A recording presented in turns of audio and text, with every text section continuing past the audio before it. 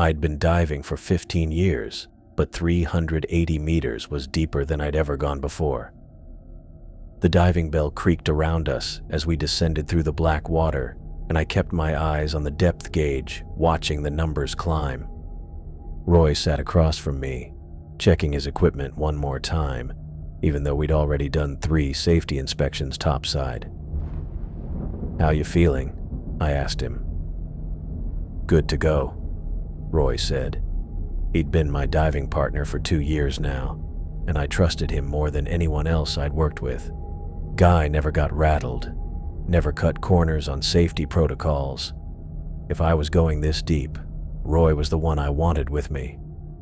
The bell shuddered slightly as we hit a thermal layer, and I felt my ears pop, even though the pressure was equalized. Outside the small porthole, there was nothing but darkness.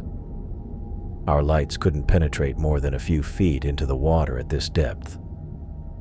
30 more meters, I said, watching the gauge. The oil company had been having problems with the deep platform for months. Joints were failing on the support structure, and they needed someone to go down and weld new reinforcements. Most of the commercial divers wouldn't take a job this deep, but the pay was too good to pass up. 3 days of work would cover my mortgage for 6 months. The diving bell finally settled onto the docking station with a metallic clang that echoed through the water. I could feel the platform's framework vibrating through the hull as the currents pushed against it. This thing had been down here for 5 years, and it showed. The company should have built it stronger from the start. "Pressure's equalized," Roy said, checking his instruments. "All systems green." I ran through my own checklist. Breathing gas mixture was perfect, helium and oxygen. No nitrogen to worry about at this depth. Helmet lights were working. Backup lights were charged, and the umbilical connection to the bell was secure. My welding equipment had tested fine during the descent. "Ready when you are," I told Roy. I opened the hatch and immediately felt the cold water rush past my helmet. Even with the heated suit, I could feel the temperature difference. The water was maybe 4 degrees above freezing down here, and it would suck the heat right out of you if your equipment failed. I swam out first, my lights cutting through the darkness to illuminate the platform's framework. The structure was massive, steel beams and joints that stretched out beyond what I could see. Somewhere above us, 380 meters up, was sunlight and normal air pressure.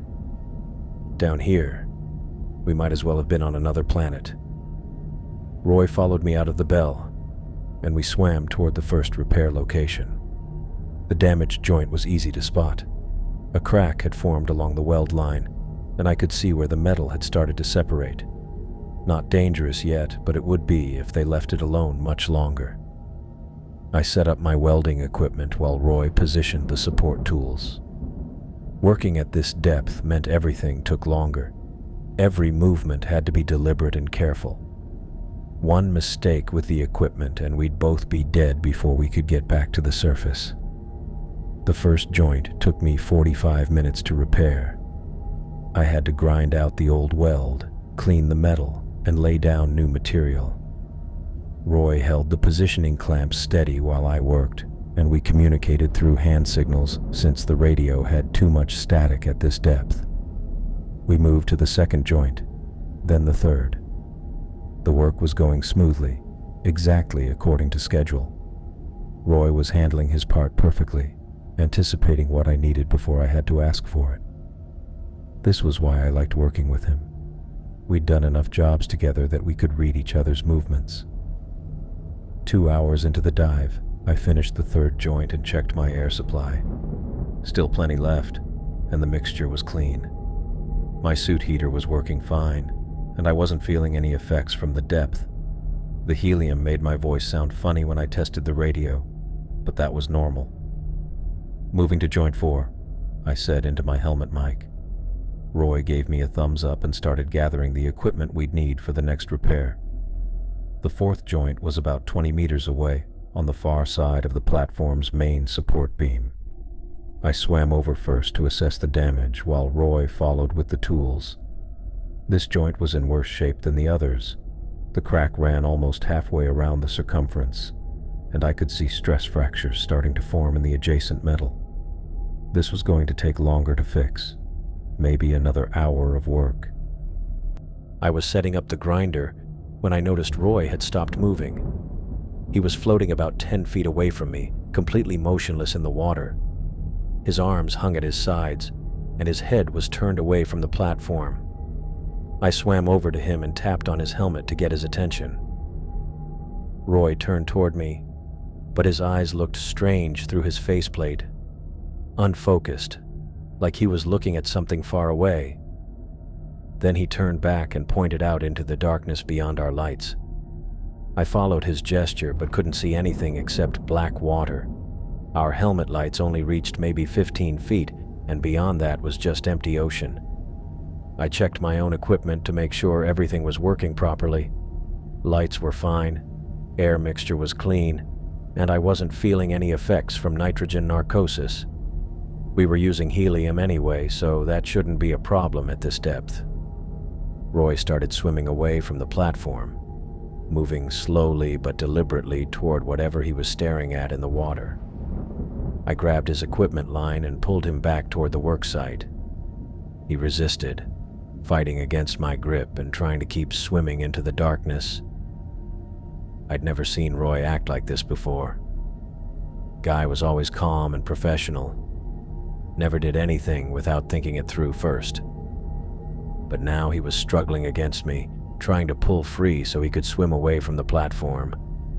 His movements were getting more frantic, and he kept pointing into the water like there was something out there I should be seeing.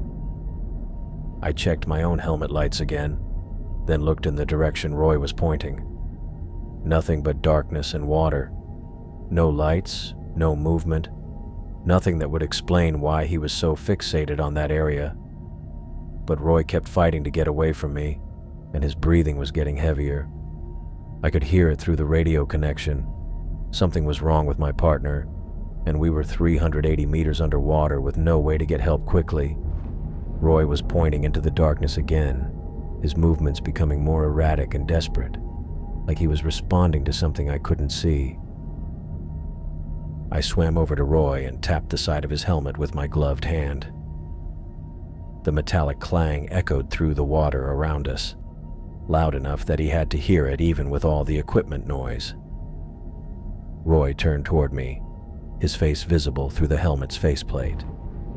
For a second, his eyes met mine, and I thought maybe whatever had gotten into him was passing. But then he immediately looked back into the water, raising his arm to point into the darkness beyond our lights. I followed his gesture, turning my head to look in the same direction. Nothing, just black water stretching out past the reach of our helmet beams. The platform's lights only illuminated maybe 20 feet in any direction, and beyond that was the kind of darkness you only found at these depths. I'd been diving for 15 years, and I knew what nothing looked like. But Roy kept pointing, his arm steady and deliberate like he was showing me something specific, something important. I grabbed his shoulder and turned him back toward me, trying to get his attention again. Through his faceplate, I could see his mouth moving like he was trying to talk, but the radio static was still too thick to make out any words. His eyes had this wide, focused look that I didn't like. Not panicked exactly, but intense in a way that made my stomach tighten. Roy suddenly pushed away from me and started swimming toward whatever he thought he saw out there. His movements were strong and purposeful, not the slow, careful motions we'd been using for the repair work. He was swimming like he had somewhere important to be. I kicked hard and caught up with him, grabbing his equipment line with both hands. The umbilical was thick and heavy, designed to handle the pressure down here, but Roy was pulling against it with enough force that I had to brace myself against the platform's framework. "Roy, stop," I said into my helmet mic, even though I knew he probably couldn't hear me through the static. He kept swimming, his fins churning the water as he tried to pull away from the platform. I wrapped the equipment line around my forearm and pulled back, using my weight to anchor him. The line went taut between us, and for a moment we were locked in this weird underwater tug-of-war. Roy turned back toward me, and I could see frustration on his face. He pointed again into the darkness, more urgently this time, like he was trying to make me understand something crucial. His other hand gestured for me to follow him, the same hand signals we used for normal diving operations. But there was nothing normal about this. I shook my head and pointed back toward the platform, trying to signal that we needed to stay with the work site. Roy's response was to fight harder against the equipment line, twisting his body and using his fins to generate more thrust away from the platform. The line was cutting into my forearm even through the thick diving suit. Roy was a big guy, probably 180 pounds, and all that weight was pulling against me as he tried to swim into the depths. I had to use both hands to keep hold of him. I checked my own equipment while keeping one eye on Roy. Depth gauge read 380 meters, same as before. Air supply was still good. Helmet lights were functioning normally, both primary and backup. The heater in my suit was working fine, keeping the cold water from seeping through to my skin. Everything on my end was working exactly like it should.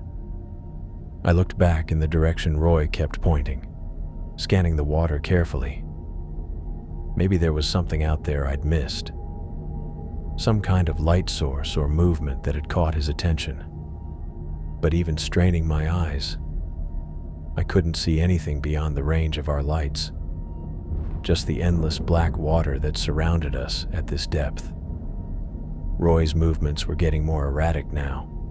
Instead of the smooth, controlled swimming motions every experienced diver learned, he was thrashing against the equipment line like he was fighting for his life. I tried to pull him back toward the platform, but he resisted with everything he had.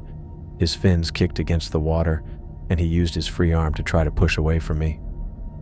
For a moment, I thought about letting go of the line and just following him to see what he was so fixated on. But my training kicked in. 15 years of diving had taught me that when your partner started acting strange at depth, you didn't follow them into the unknown. You got them back to safety. Roy suddenly stopped fighting and went still in the water. For a second, I thought maybe he'd come to his senses. But then he turned toward me with this look of desperate urgency, pointing into the darkness again with both hands now. He was trying to tell me something, trying to make me see whatever he was seeing out there. His mouth was moving rapidly behind the faceplate, and I could tell he was talking, probably shouting, but the radio static swallowed every word. Then he started swimming again, harder than before. The equipment line jerked in my hands as he put everything he had into pulling away from the platform. I had to wrap the line around both forearms now to keep from losing him entirely. The force of his swimming was dragging me away from the platform framework. My own fins scraped against the metal structure as I tried to brace myself, but Roy's determination was stronger than my ability to anchor us both. I looked back toward the diving bell, calculating the distance.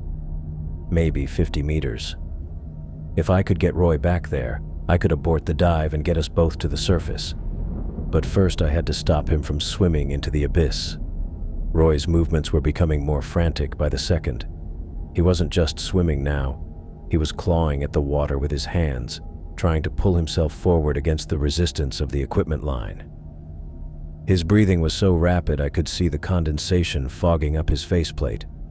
I checked the direction he was pointing one more time, sweeping my helmet lights across the water in a wide arc. Still nothing.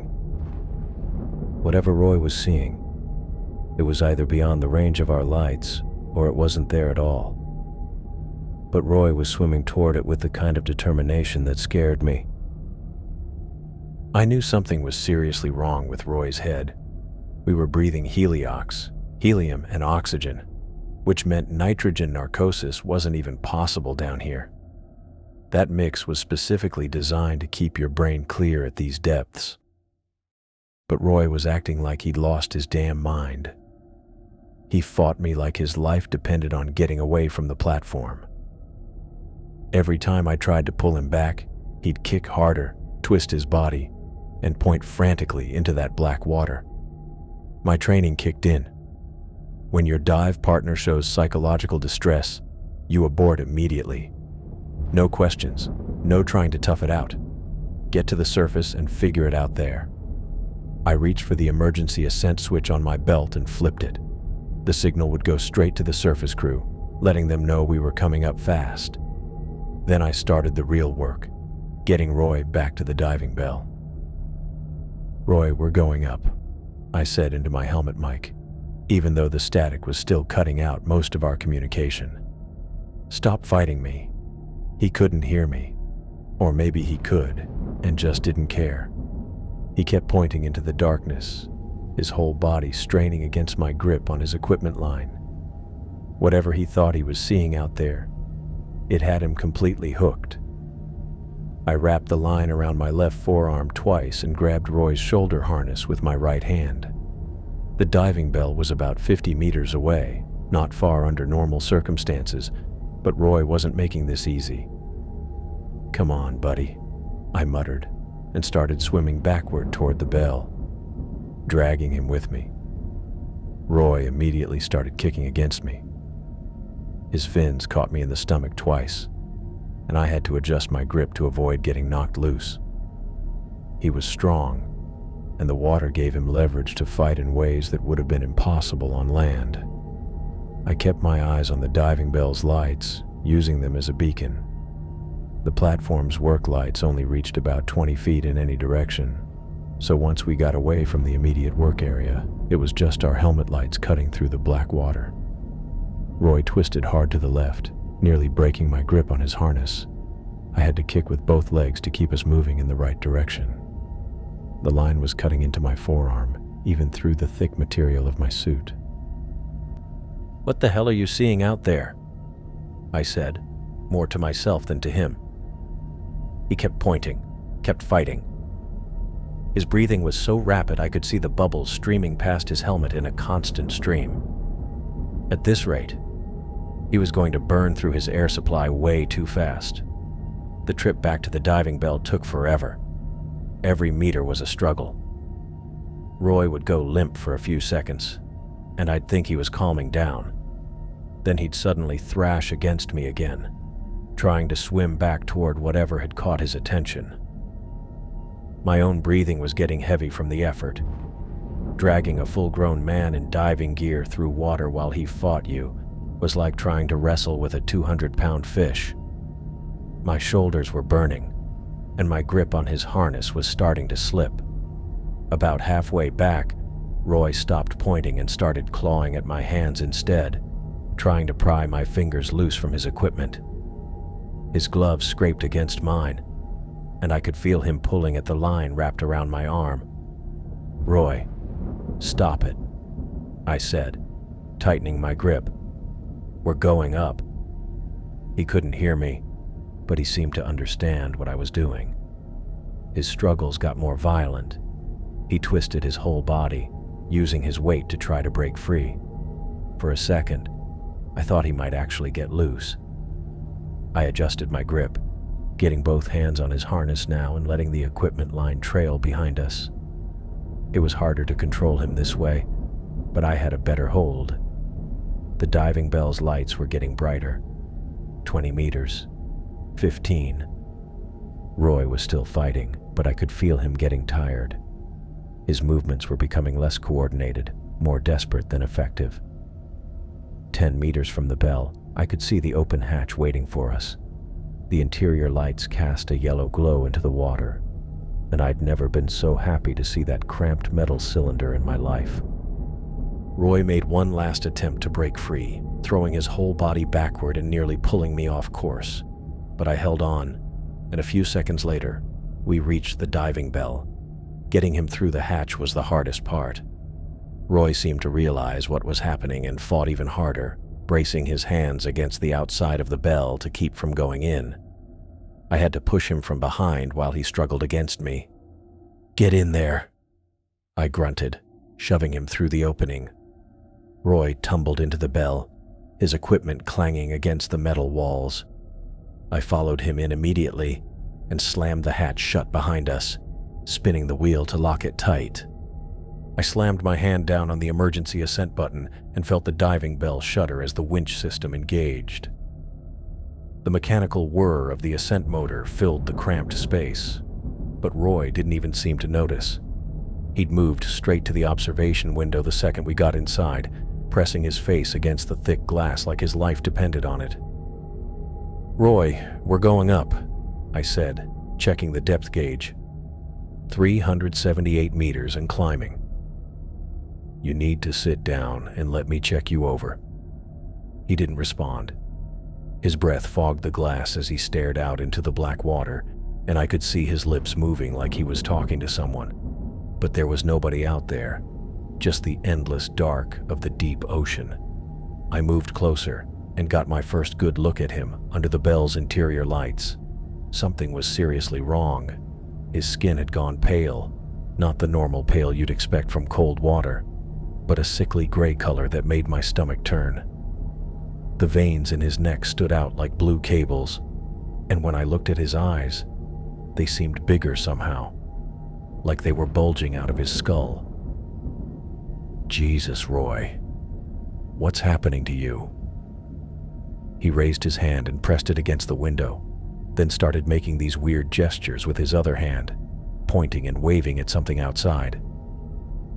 His movements were jerky, unnatural, like a puppet being controlled by someone who didn't quite know how to work the strings. I grabbed the first aid kit from its mount on the wall and tried to remember my medical training. Decompression sickness could cause some strange symptoms, but we'd barely started our ascent. Nitrogen narcosis was ruled out because we were breathing heliox.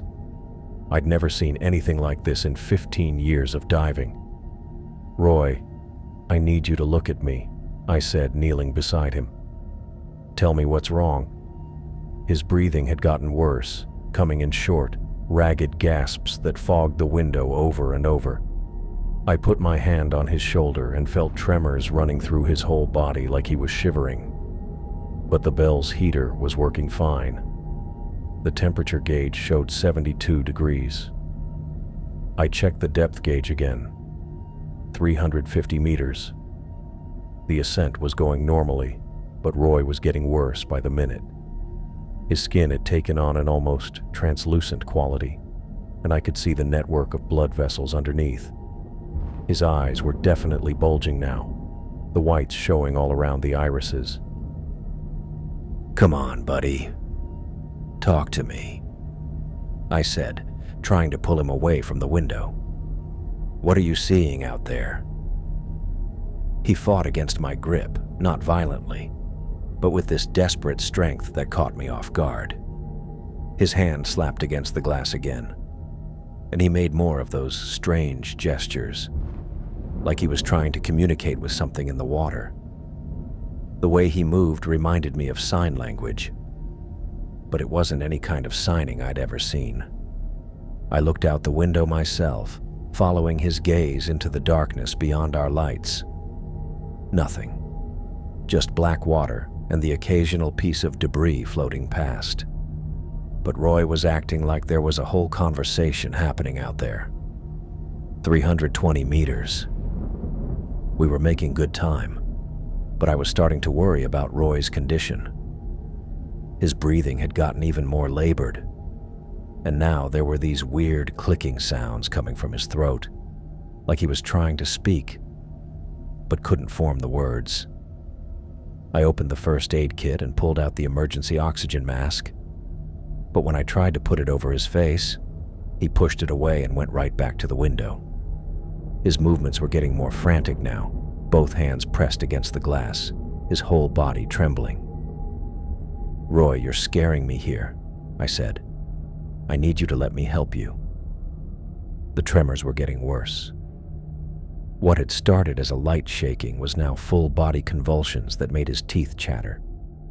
But even with all that, He kept his eyes fixed on the window, kept making those gestures with his hands. I tried to think of anything in my training that could explain this. Heat exhaustion, hypothermia, equipment malfunction, gas poisoning. None of it fit. Roy's symptoms were like nothing I'd ever heard of, and they were progressing fast. 300 meters, still climbing steadily. I checked our ascent rate to make sure we weren't coming up too fast. The last thing we needed was to give Roy decompression sickness on top of whatever was already wrong with him. His skin was getting worse. The gray pallor had spread across his whole face and neck, and now I could see dark veins branching out like a road map under the surface. His eyes had gotten so bulged out that I was afraid they might actually pop out of his skull. "What the hell is happening to you?" I muttered, watching him press both palms flat against the glass. The clicking sounds from his throat were getting louder, almost like he was trying to speak some kind of language I'd never heard before. His jaw worked up and down, but no real words came out, just those strange clicking noises mixed with his labored breathing. 280 meters. I kept one eye on the depth gauge and the other on Roy. The ascent was going smoothly, but Roy looked like he was dying right in front of me. His lips had turned blue, and there were these dark spots appearing on his skin, like bruises forming in fast motion. I tried the oxygen mask again, and this time he let me put it over his face, but he didn't seem to be breathing any easier. If anything, the clicking sounds got worse, muffled now by the mask, but still audible. His hands never left the window, fingers splayed wide against the glass, like he was trying to touch something on the other side. "Just hang in there, Roy," I said, checking his pulse at his wrist. It was racing, way too fast and irregular. "We'll be topside in about an hour and a half. The medics will know what to do." But even as I said it, I wasn't sure the medics would have any idea what they were dealing with. I'd never seen anything like this, and I doubted they had either. 260 meters. Roy's condition kept deteriorating. The dark spots on his skin were spreading, and his eyes had gotten so bulged out that I could see white all around the irises. But the worst part was how he kept staring out that window, like whatever was out there was the most important thing in the world. I looked out again, trying to see what had him so fixated. The bell's external lights illuminated maybe 20 feet into the water, and beyond that was just blackness. Nothing moved, nothing glowed, nothing that could explain why Roy was acting like this. His breathing under the oxygen mask had gotten even more ragged. Each breath seemed to take enormous effort, and the clicking sounds were almost constant now. I checked the mask to make sure it was sealed properly, but the oxygen didn't seem to be helping at all. 240 meters. The winch motor kept its steady rhythm, pulling us up through the water column. I tried to calculate how much longer we had. At this rate, maybe another hour and 20 minutes to reach the surface. I wasn't sure Roy would last that long. The tremors running through his body were getting violent now, making his whole frame shake against the window. But his hand stayed pressed to the glass, and his eyes never moved from whatever he thought he was seeing out there. It was like he was in some kind of trance, completely disconnected from what was happening to his own body. I grabbed the emergency radio and tried to raise the surface crew. "Platform control. This is Diving Bell 1. We have a medical emergency down here. Roy's in bad shape and getting worse." Static crackled back at me, then a voice. "Copy that, Bell 1. What's his condition?" "I don't know how to describe it," I said, looking at Roy's deteriorating state. "He's got some kind of neurological symptoms, breathing problems, skin discoloration. I've never seen anything like it." "Understood. Medical team is standing by. What's your current depth?" 220 meters and ascending normally, but I don't think he's going to make it if this keeps up." "More static then. Maintain normal ascent rate. Do not attempt rapid decompression. Keep him stable and monitor his vitals." I clicked off the radio and looked back at Roy. His skin had taken on an almost greenish tint now, and the dark veins were so prominent they looked like they'd been drawn on with a marker. His breathing was getting shallower, and the clicking sounds were starting to fade. 200 meters. Halfway to the surface, but Roy looked like he was slipping away. I tried to check his pulse again, but his wrist was so cold it felt like touching a corpse. The tremors were still there, but weaker now, like his body was running out of energy to keep fighting whatever was happening to him. He made one more gesture toward the window, a slow, deliberate movement with his right hand, like he was waving goodbye to something. Then his arm dropped to his side, but his eyes stayed fixed on the glass, staring out into the black water with an intensity that made my skin crawl. The convulsions started when we hit the halfway mark. I'd been watching the depth gauge climb from 200 meters, feeling that familiar mix of relief and anxiety that came with emergency ascents. Roy was still pressed against the observation window, his breathing shallow and ragged through the oxygen mask. The dark spots on his skin had spread across his arms and neck like some kind of infection, and his pulse felt weaker every time I checked it. Then his whole body went rigid. It happened fast. 1 second he was staring out at the black water, the next he was jerking like he'd grabbed a live wire. His back arched off the bench and his arms started flailing. I lunged forward and grabbed his shoulders, trying to keep him from slamming into the equipment panels. "Roy, stay with me," I said, but I don't think he could hear anything anymore. His legs kicked out, catching the emergency kit and sending it sliding across the floor. I wrapped my arms around his chest and pulled him down onto the bench, using my weight to pin him. The convulsions were violent, stronger than anything I'd seen before. His head whipped back and forth, and I had to cup my hand behind his neck to keep him from cracking his skull against the metal wall. The worst part was his eyes. Even while his body was thrashing, his gaze stayed locked on that window. His pupils were huge, almost black, and he kept trying to lift his hand toward the glass. Between the spasms, he'd make these weak gestures, like he was still trying to communicate with whatever he thought was out there. I checked the depth gauge, 150 meters. Still over an hour to go. The diving bell swayed as we rose, and I had to brace my feet against the floor to keep from losing my grip on Roy. His convulsions came in waves, each one lasting maybe 30 seconds before his muscles would relax. During the quiet moments, I could hear his breathing, fast and shallow, like he was drowning on dry land. "Come on, Roy," I whispered. "Just hang on." But I knew I was talking to myself. Whatever was happening to him, it was way beyond anything in my first aid training. The oxygen mask had slipped off during one of the spasms, and when I tried to put it back on, he turned his head away. His skin felt cold and clammy, and those dark spots were getting bigger. At 100 meters, the convulsions got worse. His whole body would go stiff for 10 or 15 seconds, then explode into motion. I had to use both arms to hold him down, and even then he nearly threw me off a couple times. The diving bell wasn't built for this kind of thing. There were sharp edges everywhere, control panels and equipment mounts that could crack his head open if I let go. I tried talking to him, telling him we were almost there, that the medics would know what to do. But his eyes never left that window. Even when his head was turned away from it, he'd strain his neck trying to see the water.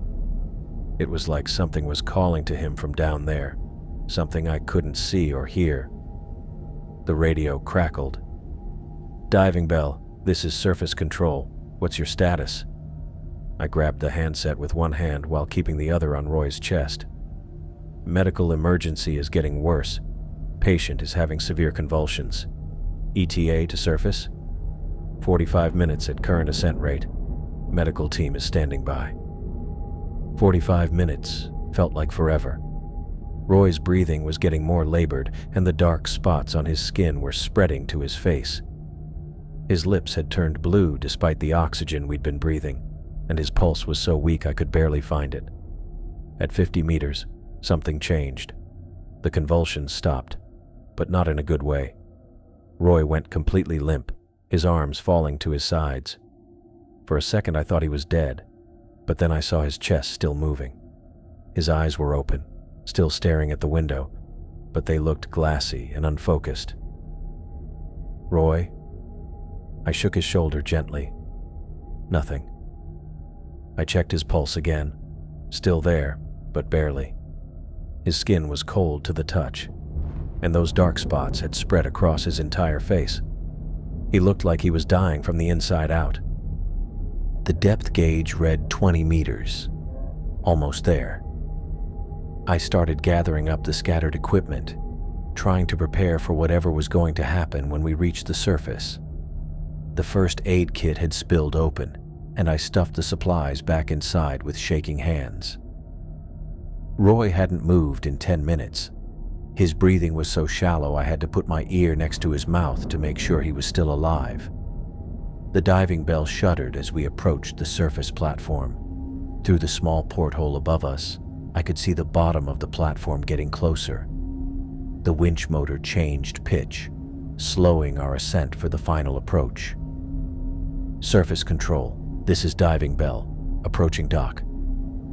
"Copy that." "Medical team is in position." The bell clanged against the docking clamps, and I felt the familiar vibration as the platform's crane took our weight. I moved to the hatch controls, my hands shaking as I ran through the pressure equalization sequence. Roy was still unconscious, still staring at nothing. The pressure equalized with a hiss, and I spun the hatch wheel. The heavy door swung open and I could see the platform crew waiting outside. Bright lights flooded into the bell, making me squint after 2 hours in the dim interior. "Medical emergency," I shouted as I climbed out. "He's unconscious, been convulsing for over an hour." 2 medics pushed past me into the bell. I watched them check Roy's vitals, their faces grim as they worked. They got him onto a stretcher and carried him toward the platform's medical facility, moving fast but careful. I followed them across the deck, still wearing my diving gear.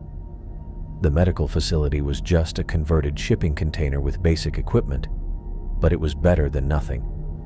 The medics disappeared inside with Roy, and the door slammed shut behind them. I stood outside in the cold wind, listening to the sounds of the platform, generators humming, waves slapping against the support legs, crew members talking in low voices. My hands were still shaking from the adrenaline, and I couldn't get the image of Roy's eyes out of my head. The way he'd stared at that window, like he was seeing something incredible and terrible at the same time. 20 minutes passed before one of the medics came out. His expression told me everything I needed to know. "I'm sorry," he said. "We did everything we could." I nodded, not trusting myself to speak. Roy was dead, and I had no idea why. The medic said something about getting me checked out, but I wasn't really listening. I kept thinking about those last few hours in the bell, watching Roy slip away while I held him down. The platform supervisor appeared with a clipboard and started asking questions. What had happened down there? Had there been any equipment malfunctions? Any problems with the breathing gas? I answered as best I could. But how do you explain something you don't understand yourself? Roy had seen something in that water, something that had killed him, and I had no idea what it was. The meeting room smelled like burnt coffee and industrial disinfectant. I'd been sitting at the metal table for 20 minutes when the first investigator walked in, a thin guy in his 50s with wire-rimmed glasses and a clipboard thick enough to choke a horse. "Mr. Morrison," he said, settling into the chair across from me. "I'm Inspector Davies with the Maritime Safety Authority. This is Dr. Chen from the medical examiner's office." Dr. Chen nodded and opened her own folder. She looked tired, like she'd been up all night going through Roy's autopsy results. "We've completed our preliminary investigation into Mr. Hendrix's death," Davies said, flipping through his papers. "I have to tell you, we're not finding any obvious explanations." I leaned forward. "What do you mean?" "The diving equipment checked out completely," he said. "No mechanical failures, no contamination in the breathing gas mixture. The heliox was exactly what it should have been. 21% oxygen, 79% helium. No nitrogen, no carbon monoxide, nothing that could cause the symptoms you described." Dr. Chen cleared her throat. The medical examination was equally puzzling. Mr. Hendricks showed no signs of decompression sickness, no arterial gas embolism, no obvious neurological damage that would explain his behavior. "But something killed him," I said. "Yes, but we can't determine what." She pulled out a photograph, Roy's body on the examination table. I looked away. His blood work came back clean. No toxins, no unusual chemical markers. The skin discoloration you mentioned had faded by the time we examined him. Davies tapped his pen against the table. "We need you to walk us through exactly what happened down there. Every detail you can remember." I'd been dreading this part. How do you explain something that doesn't make sense? We were at 380 meters, working on the platform repairs. Everything was normal for the first 3 joints. Then we got to the 4th one, and Roy just stopped. Stopped how? He was staring into the water, past our lights, into the darkness. I tried to get his attention, but he wouldn't respond. Then he started swimming away from the platform, like something was calling him. Dr. Chen made a note. "Did you see anything in the water? Anything that might have attracted his attention?" "Nothing. Just black water." But Roy was pointing at something, gesturing like he was trying to communicate with whatever was out there. Davies frowned. Could it have been marine life? A whale, maybe? At that depth? And Roy knew marine life. He'd been diving for 15 years. This was different. He was terrified and fascinated at the same time, if that makes sense. "The radio static you mentioned," Dr. Chen said. "Could that have been equipment malfunction?" I checked everything. My gear was working fine. The static only affected our helmet-to-helmet communication, not the surface link. Davies wrote something down. "How long did this behavior continue?" "Maybe 10 minutes before I activated the emergency ascent. But Roy fought me the whole way back to the diving bell. He had this strength I'd never seen before, like he was desperate to get back to whatever he'd been looking at. And during the ascent, I rubbed my forehead, trying to push away the memory of Roy's face pressed against the observation window. He got worse. The skin discoloration, the breathing problems, the convulsions. But he never stopped staring into the water.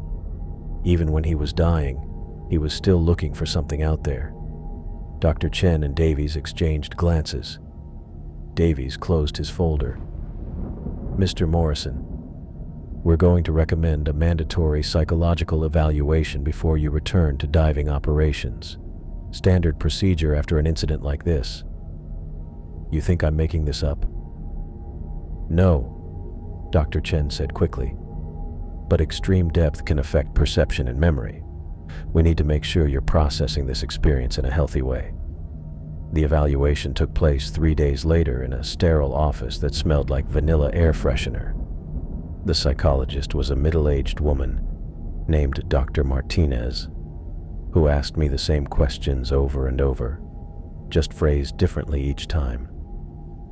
"Do you feel responsible for Mr. Hendricks' death?" "I feel like I should have done more to help him." "Do you believe you saw everything clearly at that depth?" "I know what I saw. Roy was reacting to something real." "Have you experienced any nightmares or intrusive thoughts since the incident?"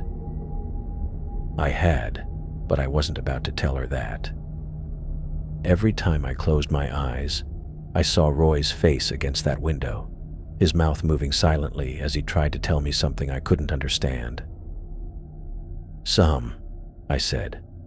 She made notes and asked about my diving history, my relationship with Roy, my plans for returning to work. After 2 hours, she declared me fit for duty with a recommendation for follow-up counseling. You've experienced a traumatic event, Mr. Morrison. It's normal to have questions that can't be answered. The important thing is not to let those questions consume you. But they did consume me. I went back to work the following week, taking assignments on different platforms, different sections of the oil field. Every time I descended past 200 meters, I thought about Roy. Every time I saw my diving partner checking equipment or adjusting their helmet, I wondered if they'd start staring into the darkness too. The other divers knew what had happened. Word travels fast on the platforms, and Roy's death had shaken everyone. Some guys avoided me, like whatever had happened to Roy might be contagious. Others asked questions I couldn't answer. "What do you think he saw down there?" asked Martinez, my new partner on a routine maintenance dive. "I don't know," I said, checking my equipment for the 3rd time. "But whatever it was, it killed him."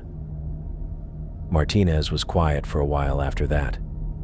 We completed our work without incident, but I caught him glancing into the dark water beyond our lights more than once. The official report came out 6 weeks later. Equipment failure due to unknown factors. Possible medical emergency triggered by extreme depth exposure. Recommendations for enhanced safety protocols and more frequent equipment inspections. Roy's death was filed away as an unexplained incident, one of those things that happen sometimes in dangerous work. But I knew better. Roy had seen something at that depth, something that had drawn him away from safety and into the darkness, something that had killed him as surely as if it had wrapped its hands around his throat. I kept diving for another 8 months, but I never went back to that section of the oil field. Whenever assignments came up for the deep platform where Roy died, I found excuses to take other jobs. Equipment maintenance on the shallow rigs, pipeline inspections in water less than 100 meters deep. Anything that kept me away from those coordinates. The other divers noticed, but nobody said anything. In our line of work, you learn to respect each other's limits. If a guy doesn't want to dive a particular site, there's usually a good reason. I never forgot Roy's face in those final moments, the way he'd pressed against the observation window like he was trying to get back to something precious he'd left behind. Whatever was down there in the deep water, it had called to him in a way I couldn't understand. And I knew, with the certainty that comes from 15 years of diving in dangerous places, that some things in the deep ocean weren't meant for human contact. I couldn't shake what happened to Roy. 3 weeks back on regular assignments, and every time I closed my eyes, I saw his face pressed against that observation window, staring into nothing. The company had cleared me for duty, but something about the whole thing didn't sit right. I started digging through the diving incident database during my off hours. The oil company kept records going back 15 years, and I had access through my safety certification. Most of it was routine stuff: equipment failures, minor injuries, the occasional case of nitrogen narcosis. But I was looking for something specific. It took me 2 days to find the first one, a report from 18 months ago, filed by a diver named Marcus Webb. His partner, Tommy Chen, had experienced what the report called acute psychological distress at a depth of 370 meters. The coordinates caught my attention immediately. They were less than half a mile from where Roy died. According to Webb's statement, Chen had stopped responding to radio calls and began swimming away from their work site. Webb described Chen as fixated on something in the water beyond our lights, and noted that Chen gestured repeatedly toward the darkness as if trying to communicate with something. The incident ended when Webb managed to drag Chen back to their diving bell. But Chen remained unresponsive during ascent and died 2 hours after reaching the surface. The official cause of death was listed as decompression-related neurological trauma. But Webb's description of Chen's behavior matched Roy's exactly. I kept searching. The second incident was from 8 months ago, filed by a diver named Sarah Rodriguez. Her partner, Kevin Park, had experienced similar symptoms at 385 meters. Same general area, same coordinates within a few hundred yards of where Roy and I had been working. Rodriguez's report was more detailed than Webb's. She described Park as completely transfixed by something invisible to me, and noted that he fought violently when I attempted to return him to the work site. Park had also died during ascent, with the official cause listed as unexplained cardiac arrest during emergency ascent procedures. The third case was the oldest, nearly 3 years back. A diver named Janet Mills reported that her partner, Robert Hayes, had exhibited erratic behavior and apparent hallucinations at 390 meters. Hayes had survived the incident but suffered permanent neurological damage and never dove again. The coordinates were within 200 yards of Roy's death site.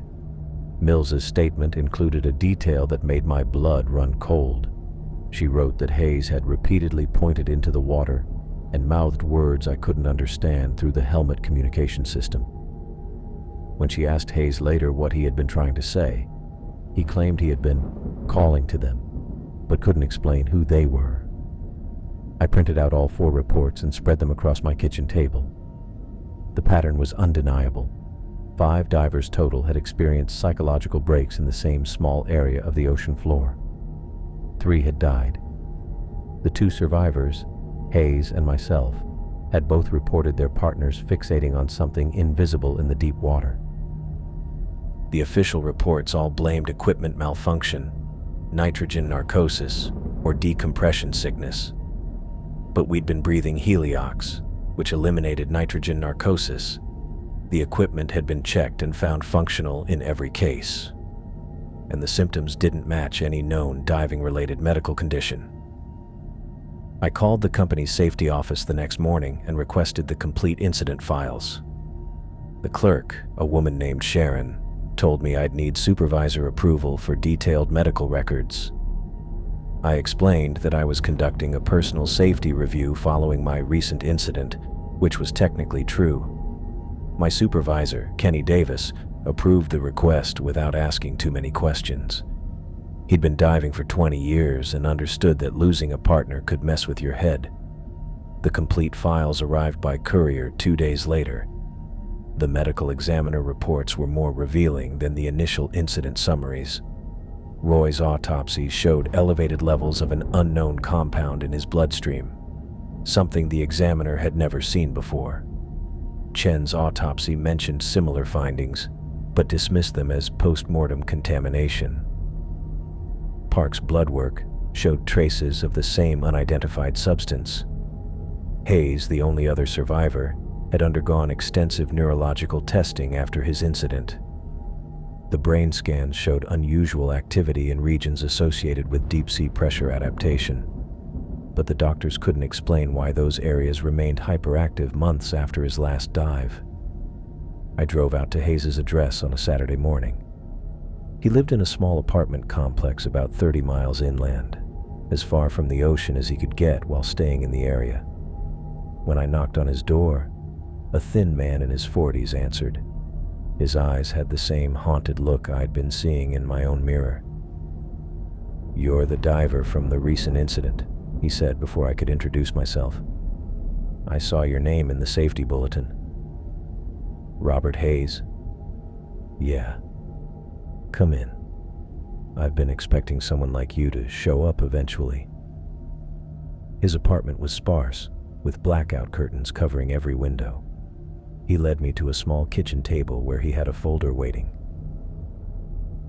"I've been tracking the incidents too," he said, opening the folder to reveal copies of the same reports I'd found. "Started after I got out of the hospital. Took me a while to get access to the records, but I had help from someone in the safety office who thought the pattern was worth investigating. What do you think is causing it?" Hayes poured 2 cups of coffee and sat across from me. I don't know what it is, but I know it's still down there. Whatever made me want to swim into that darkness, whatever killed your partner and the others, it's waiting at those coordinates. The medical reports mention an unknown compound in the blood samples. Yeah, I saw that too. My doctors ran every test they could think of, but they never identified what it was. All they could tell me was that it affected brain chemistry in ways they'd never seen. Hayes pulled out a hand-drawn map showing the ocean floor in the area where all the incidents had occurred. He'd marked each location with a red X, and they formed a rough circle about half a mile in diameter. I think there's something down there that affects divers at extreme depth, he said. Something that makes them see things, or hear things, or feel drawn to a specific location.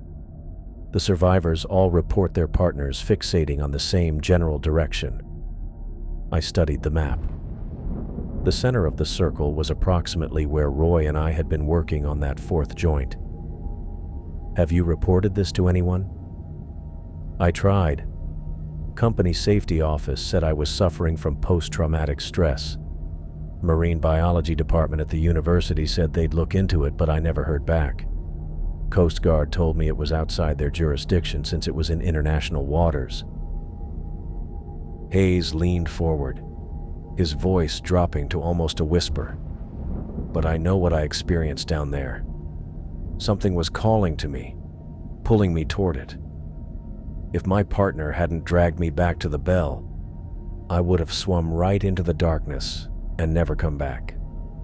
I left Hayes' apartment with copies of his research and a growing certainty that Roy's death wasn't an isolated incident. Whatever had killed him was still active, still drawing divers to their deaths at those specific coordinates. That night, I called the company's dive operations manager and volunteered for the next maintenance assignment in that sector. He seemed surprised. Most divers avoided the area after hearing about the recent incidents, but they needed experienced people for the deep platform work, and I had the qualifications. The assignment was scheduled for the following week. Same platform, same depth, same coordinates where Roy had died. I'd been thinking about those coordinates for 3 weeks straight. Every time I closed eyes, I saw Roy's face pressed against that observation window, staring into nothing, or what I thought was nothing. My new partner was Carl Stevens, a guy in his 30s with about 10 years of deep water experience. He had sandy hair and the kind of steady demeanor you wanted in a diving partner. When we met at the equipment bay, he was checking his gear with the methodical precision of someone who'd done this hundreds of times. "You're Morrison, right?" he said, looking up from his helmet inspection. "Heard you had some trouble on your last dive down there." "Yeah, lost my partner," I said, keeping it simple. No point getting into the details before we even got in the water. Carl nodded. "Sorry to hear that. Equipment failure?" "Something like that."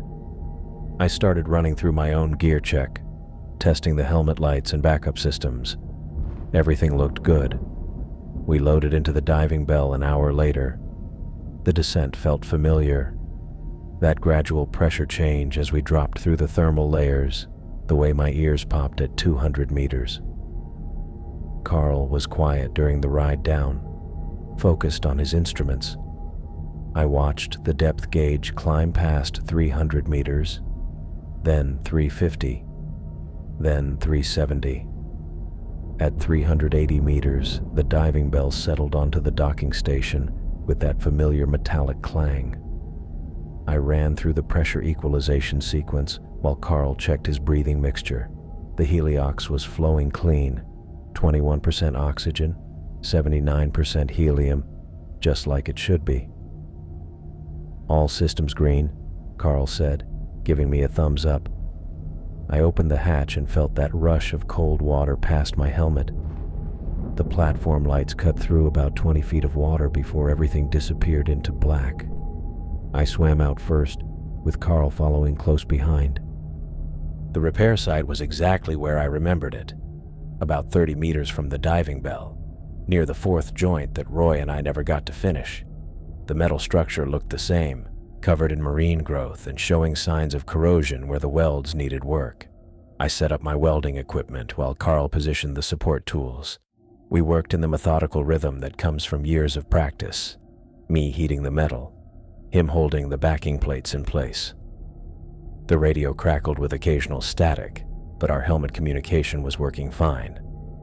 For the first hour, everything went exactly as planned. Carl was a good partner, anticipating what I needed before I asked for it. We finished the first 2 joints without any problems, moving efficiently through the repair sequence. I was setting up for the 3rd joint when I noticed Carl had stopped moving. He was floating about 10 feet away from me, his welding torch hanging loose in his hand. His helmet was turned toward the darkness beyond our lights. "Carl," I said into my helmet mic, "you okay?" He didn't respond. I swam over to him, watching his face through his helmet visor. His eyes were wide, staring into the black water, with the same intense focus I'd seen in Roy. I tapped the side of his helmet, creating that metallic clang that always got a diver's attention. Carl turned toward me for a second, but then his gaze drifted back to the darkness. "What is it?" I asked, following his line of sight. That's when I saw it. At first, it was just a faint shimmer in the water, like heat distortion but underwater. Something was moving out there, beyond the reach of our helmet lights. It was big, much bigger than any fish or marine animal I'd ever seen at this depth. Carl raised his hand and pointed directly at the movement. His other hand was making gestures, like he was trying to communicate with whatever was out there, the same gestures Roy had made. I grabbed Carl's shoulder and tried to turn him back toward the platform, but he resisted. His breathing was getting faster, and I could see the determination in his eyes through his visor. He wanted to swim toward whatever was moving in the darkness. The shape in the water shifted, and for a moment, I caught a glimpse of something massive gliding through the black. It had to be at least 50 feet long, moving with a fluid grace that didn't match anything I knew lived at this depth. There was a faint glow around its edges, barely visible but definitely there. Carl pushed away from me and started swimming toward it. I kicked hard to catch up, grabbing his equipment line before he could get too far from the platform. He fought against my grip, just like Roy had done. But I wrapped the line around my forearm and held on. Through the darkness, I watched the shape move closer to our position. The water around it seemed to shimmer with that same faint light, and I felt something pulling at the edge of my thoughts. A strange urge to let go of Carl's line and swim toward whatever was out there. I forced myself to look away and focus on getting us back to safety. Carl was still pointing into the darkness, his movements becoming more frantic as the shape continued to approach our location. I spotted it first as just a flicker in the darkness beyond our lights. Something massive moving through the water, maybe 50 feet away from the platform. The shape was huge, bigger than anything I'd ever seen at this depth, bigger than any whale or shark that could survive down here at 380 meters. The thing pulsed with a faint glow, like bioluminescence, but different somehow. Not the sharp blue-white of deep-sea creatures, but something softer, almost greenish. The light rippled along what I could only guess was its body, creating patterns that hurt to look at directly. Carl was still pointing into the darkness, his whole body rigid with focus. I grabbed his shoulder and shook it, trying to get his attention back on me, but he didn't even turn his head. His breathing was getting faster through the helmet mic, short, quick bursts that meant he was getting worked up. "Carl, we need to get back to the bell," I said into my helmet mic, but the static was worse now, crackling and popping like electricity. "No way," I muttered, wrapping the thick cable around my forearm. "Not again." Carl fought against the line, twisting and pulling, but I'd learned from what happened with Roy. I planted my feet against the platform structure and held tight, using my whole body weight to anchor him. The shape in the water was moving closer. I could see it more clearly now, and what I saw made my stomach drop. The thing was enormous, maybe 60 or 70 feet long, with a body that seemed to shift and flow like it wasn't quite solid. The bioluminescent patterns weren't random. They were deliberate, almost like signals or messages, pulsing in waves from one end of the creature to the other. Carl was making sounds now, not words, but something between a moan and a whimper. His movements were getting more frantic, clawing at the water like he was trying to swim through concrete. "What the hell are you?" I said out loud, staring at the thing. The water around it shimmered with that unnatural light, and I realized the glow wasn't just coming from the creature itself. The water was reacting to it somehow, creating ripples of luminescence that spread outward like rings on a pond. That's when I understood what was happening. This thing wasn't just attracting divers. It was doing something to their minds. Roy, Carl, all the others in those incident reports. They'd all seen this creature at extreme depth, and something about it was affecting their brain chemistry, making them want to swim toward it no matter what. I reached for the emergency ascent switch on my belt and flipped it hard. The diving bell's ascent motor kicked in with a mechanical whir, and I felt the platform shudder as the winch system engaged.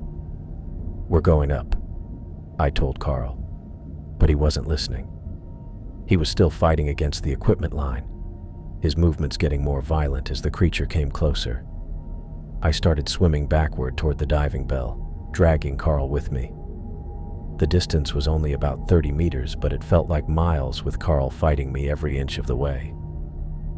He kicked out and caught me in the ribs, but I kept my grip on the line and kept moving. The creature was maybe 20 feet away now, close enough that I could see details that made my skin crawl. Its body wasn't smooth like a whale or shark. It was covered in what looked like tendrils or appendages that moved independently, reaching out toward us through the water. The bioluminescent patterns were hypnotic, drawing my eyes even when I tried to look away. I forced myself to focus on the diving bell's lights ahead of us. The hatch was open, waiting. Just a few more meters. Carl's struggles were getting weaker, but not because he was giving up. His movements were becoming less coordinated, more like the convulsions Roy had experienced. I could hear his breathing getting ragged through the helmet mic.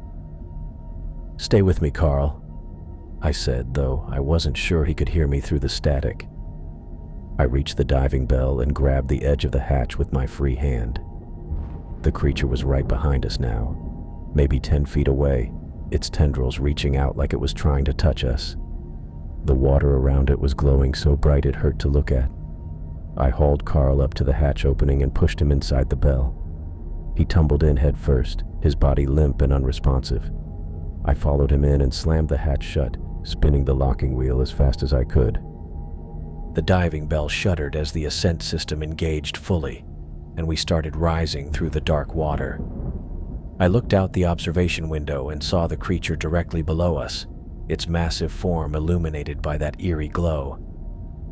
It was following us up, keeping pace with our ascent for the first 50 meters before finally falling back into the depths. Carl was pressed against the observation window now, just like Roy had been, his face fogging the glass as he stared down at the retreating shape. His skin was already starting to turn that sickly gray color I remembered too well. I watched Carl's face in the diving bell's interior lights as we climbed past 300 meters. The veins in his neck were becoming more prominent, dark lines spreading under his skin like ink in water. His eyes were wide, bulging slightly, and I could see the whites all around his pupils. The same look Roy had gotten right before everything went to hell. "Carl, you need to sit back," I said, reaching for his shoulder. "Look at me, not the water." He didn't respond. His hands were flat against the glass, and I could see his fingers trembling. The depth gauge read 280 meters and climbing, but it wasn't climbing fast enough. Whatever that thing down there had done to him, it was already working its way through his system. I grabbed Carl's shoulders and tried to pull him away from the window. He fought me, twisting in my grip and pushing back toward the glass. His strength was surprising. The same unnatural power Roy had shown when he tried to swim back to that creature. "Don't look down there," I said, wrapping my arms around his chest to pin him to the bench. "Whatever you're seeing, it's not real." But even as I said it, I felt my own eyes drawn to the observation window. The water below us was dark, but there was something moving down there. A faint shimmer, like heat waves rising from summer pavement. I forced myself to look away, focusing on the depth gauge instead. 250 meters. Carl's breathing was getting worse, short, ragged gasps that reminded me of Roy's final minutes. I could hear clicking sounds coming from his throat, the same weird noise Roy had made. His skin was taking on that translucent quality, and dark spots were starting to appear on his arms. I tried to position myself between Carl and the window, but he kept craning his neck around me, desperate to keep watching the water. His movements were becoming more frantic, more desperate. I could feel his pulse racing under my hands. "Stay with me, Carl," I said, checking the depth gauge again. 200 meters. "We're almost there. The medics are waiting." That's when I felt it. The same pulling sensation I'd experienced down at the platform. Something tugging at the back of my mind, urging me to look out that window, to see what Carl was seeing. My vision started to blur around the edges, and for a moment I wanted nothing more than to let go of Carl and press my own face against the glass. I shook my head hard, biting down on my tongue until I tasted blood. The pain cleared my thoughts, and I forced myself to focus on the ascent controls. The diving bell was climbing normally, but Carl's condition was deteriorating fast. At 150 meters, Carl started convulsing. His whole body went rigid, then began shaking violently. I wrapped both arms around him, pinning him to the bench as his legs kicked out. The emergency kit went flying across the floor again, just like it had with Roy. The convulsions came in waves. Carl's head would thrash back and forth, but his eyes never left that window. Even while his body was fighting itself, he was still trying to see down into the water, still trying to get back to whatever was calling him. I could feel my own grip on reality starting to slip. The pulling sensation was getting stronger, and I kept catching myself glancing toward the window. Each time I looked, I saw more of that shimmer in the water below us, more movement in the darkness. "Don't look," I told myself out loud. "Don't fucking look." The radio crackled to life. "Diving bell, this is surface control. What's your status?" I reached for the radio with one hand while keeping the other arm around Carl. "Medical emergency. Same as before. We need that medical team ready." "Copy that. ETA to surface is 20 minutes. 20 minutes? I wasn't sure Carl had 20 minutes. His convulsions were getting worse, and the dark spots on his skin were spreading. His lips were turning blue, just like Roy's had. At 100 meters, Carl suddenly went limp. His breathing became shallow and irregular, but he was still conscious, still staring out that window with those bulging eyes. I checked his pulse, racing and weak. I gathered up the scattered equipment from the floor, trying to keep busy, trying not to look at the window, but I could feel it pulling at me, that thing down in the depths. It wanted me to see, wanted me to understand. The depth gauge hit 50 meters, and I started preparing for our arrival at the surface. Carl was barely breathing now, his skin cold and clammy under my hands, the same progression Roy had gone through, the same inevitable slide toward death. At 20 meters, the diving bell shuddered as we approached the platform. I could hear the docking clamps engaging, the mechanical sounds of our arrival. Carl's eyes were still fixed on the window, but they were starting to glaze over. Surface control, we're docked. I need that medical team now. The pressure equalized with a hiss, and I opened the hatch. The platform's medical team was already waiting, 2 medics with a stretcher and emergency equipment. They moved fast, lifting Carl out of the diving bell and onto the stretcher.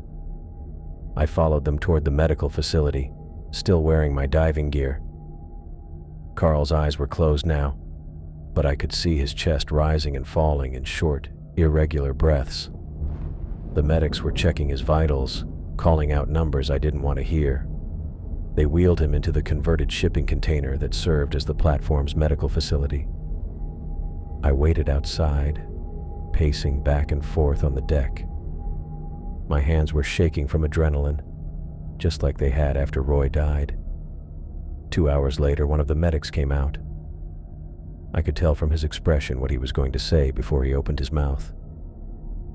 "I'm sorry," he said. "We did everything we could." I nodded, not trusting myself to speak. Carl was dead, just like Roy, just like all the others who'd encountered that thing in the depths. I walked back to my quarters, still in my diving gear. The platform was quiet except for the constant hum of machinery and the sound of waves against the support pillars. In my room, I sat on the edge of my bunk and stared at the floor. 2 partners dead, both from the same thing, both after seeing that creature in the water. I pulled off my diving helmet and set it on the small table. My reflection stared back at me from its faceplate, pale and drawn with dark circles under my eyes. I looked like hell, but I was alive. Carl wasn't. The company would want a report. They'd want to know what happened down there, just like they had with Roy. But this time, I wasn't going to lie about what I'd seen. This time, I was going to tell them about the creature. I sat across from Inspector Davies again, this time with a different folder in front of him. The same metal table, the same burnt coffee smell. But everything felt different now that Carl was dead too. "Mr. Morrison," Davies said, adjusting his wire-rimmed glasses, "we need to go through yesterday's incident with Mr. Stevens." Dr. Chen sat beside him, looking just as tired as before. She had her own clipboard this time, probably with Carl's preliminary autopsy results. "I know what you're going to say," I started. "Equipment failure, medical emergency, same as Roy." Davies opened his folder. "Actually, we'd like to hear your account first, the complete account." I took a deep breath. This time I wasn't going to hold anything back. "There's something down there," I said. "At those coordinates. Something massive." Dr. Chen looked up from her notes. Davies didn't change his expression. "I saw it with Roy, and I saw it again with Carl. It's huge, maybe 60, 70 feet long. It glows with this greenish light, and it does something to your mind when you see it." "Mr. Morrison," Davies interrupted, "extreme depth can cause hallucinations, I know. That's what you said about Roy. But Carl saw it too. He was pointing at the exact same spot, making the same gestures Roy made." I leaned forward. "This thing, whatever it is, it calls to divers somehow. Makes them want to swim toward it. Roy fought me for 10 minutes trying to get back to it. Carl did the same thing." Dr. Chen scribbled something on her clipboard. "The medical examination of Mr. Stevens shows similar symptoms to Mr. Hendricks. Elevated levels of an unknown compound in his bloodstream. Because that thing put something in the water," I said. "Some kind of chemical that affects your brain." Davies closed his folder. "Mr. Morrison, we understand you've been through a traumatic experience, losing 2 partners in similar circumstances. You need to restrict diving operations in that area," I said, cutting him off. "No one else should go down there until you figure out what's happening." Based on what evidence? Davies asked. Your testimony about a creature that no one else has seen? Carl saw it. Roy saw it. Check the other incident reports. Tommy Chen, Kevin Park, Robert Hayes. They all saw it too. Dr. Chen and Davies exchanged glances. Davies reopened his folder and pulled out a single sheet of paper. Mr. Morrison, we're recommending you take extended leave from diving operations. The psychological evaluation indicates you may be experiencing. I'm not crazy, I said, standing up. There's something down there killing divers, and you're going to ignore it because it sounds impossible. Davies remained calm. We're not ignoring anything. We're following proper investigative procedures. Your procedures got Carl killed. I walked out before they could respond. 3 days later, the official report came back. Equipment malfunction and medical emergency, just like Roy's. No mention of restricting diving operations.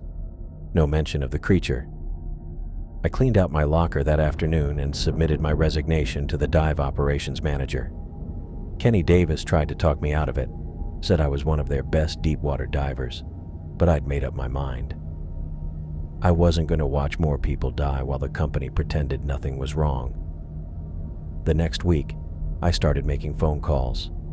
Marine research institutes, oceanographic departments, anyone who might listen. Most of them hung up when I mentioned a 60-foot creature affecting divers' minds. A few were polite, but clearly thought I was delusional. Dr. Sarah Martinez at the Pacific Marine Research Institute was different.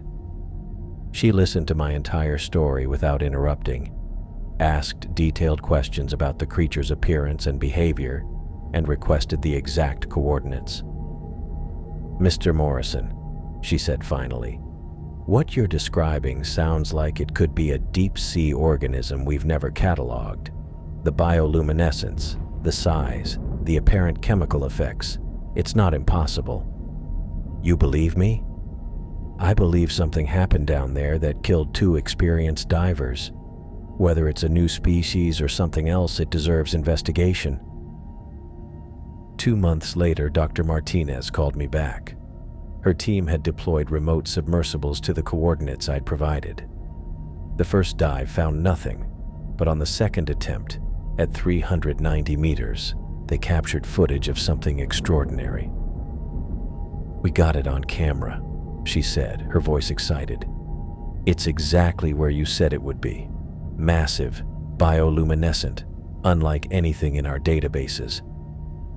The footage was grainy but unmistakable. The same creature I'd seen, moving through the water with those hypnotic light patterns along its body. The submersible's chemical sensors detected elevated levels of an unknown organic compound in the surrounding water. Dr. Martinez published her findings 6 months later. The creature was classified as a new species of deep-sea cephalopod, possibly the largest ever discovered. Her team theorized that it produced psychoactive compounds as a defense mechanism, affecting the neurochemistry of potential threats. The oil company finally restricted diving operations in that area after the scientific evidence became public.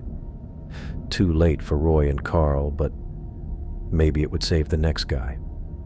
I never went back to saturation diving. Found work as a welding instructor at a technical college, teaching kids how to work with metal in nice, shallow water. Sometimes students asked why I left deep-sea diving, and I'd tell them some things in the ocean weren't meant for human contact. I kept Dr. Martinez's research paper in my desk drawer, along with the incident reports for Roy, Carl, Tommy Chen, Kevin Park, and Robert Hayes. 5 divers who'd encountered something that shouldn't exist, something that had been waiting in the deep water long before we started drilling holes in the ocean floor.